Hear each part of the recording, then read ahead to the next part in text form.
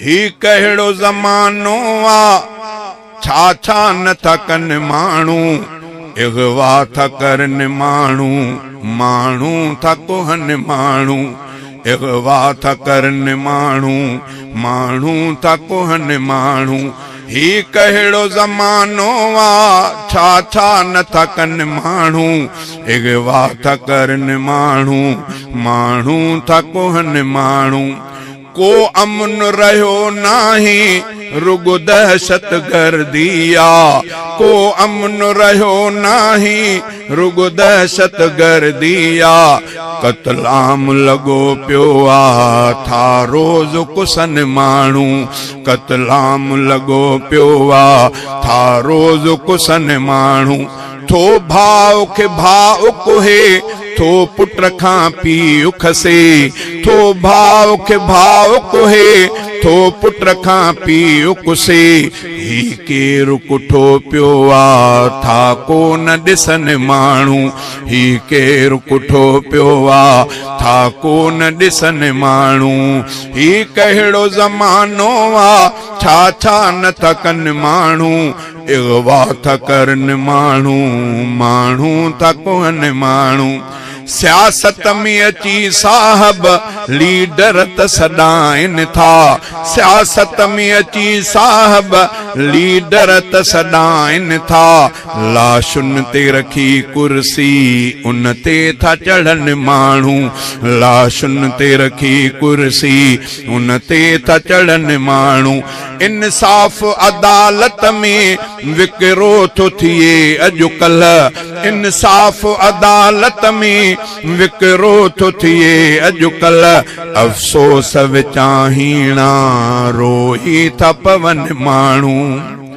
अल्लामा doctor Khalid Mahmud रहमतुल्लाह अलैह शहीद इस्लाम शहीद नमाज शहीद मस्जिद 10 साल थी विया चोर साॻिया ओ सग सवीअ समेत पकड़ियल लेकिन इंसाफ़ कोन थो मिले छा मामलो आ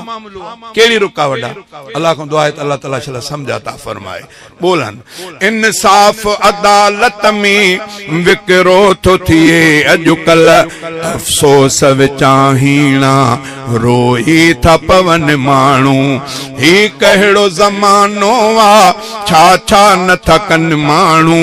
इग़वा था करनि माण्हू माण्हू था कोहनि माण्हू आईन शरीयत जी गर गाल करे कोई आईन शरीयत जी गर गाल करे कोई बदमस्त मच्छर जन था वात पटन माण्हू मुल्लन जो सियासत सां छा है चखे जटो जाहिल अॼुकल्ह जेकॾहिं पाकिस्तान जी जेकॾहिं सियासत में अल्लाह ताला जेको अजुर रखियो आहे न मौलविन जे लाइ बस इहो ई जेकॾहिं न असांजे लाइ निजात जो सबब बणिजे त इंशाअल्लाह इहो ई खोड़ कुरान जे बालादस्ती कानून जे बालादस्ती जे लाइ जमियत उलमा इस्लाम तव्हां जे आॾो आहे जेकॾहिं हे मौक़ो बि तव्हां विञायो त यकीनन समझिजो त तव्हां वॾा मुजरिम थींदो अल्लाह खां दुआ आहे त अल्लाह ताला छल तव्हां असांखे मौक़े खां फ़ाइदे वठण जी तौफ़ीक़ अता फरमाए आईन शरीयत जी गर गाल करे कोई बदमस्त मच्छर जन था वात पटन माण्हू मस्जिद खां पुठी राह मेलन सां महबत कनि मस्जिद खां पुठी राह मेलन सां महबत कनि भंग चरस शराबन में था मस्त मगन माण्हू ही कहिड़ो ज़मानो आ छा छा न था कनि माण्हू इग़वा था करनि माण्हू माण्हू था कोहनि माण्हू ईमान जे दौलत खां महरूम थिया माण्हू ईमान जे दौलत खां महरूम थिया माण्हू नाणी जे पुठियां नांगा हरदम था डुकनि माण्हू नाणी जे पुठियां नांगा हरदम था डुकनि माण्हू आ चोरी करे आयो ऐं ढोर बि घर जे अंदर आ चोरी करे आयो ऐं ढोर बि घर जे अंदर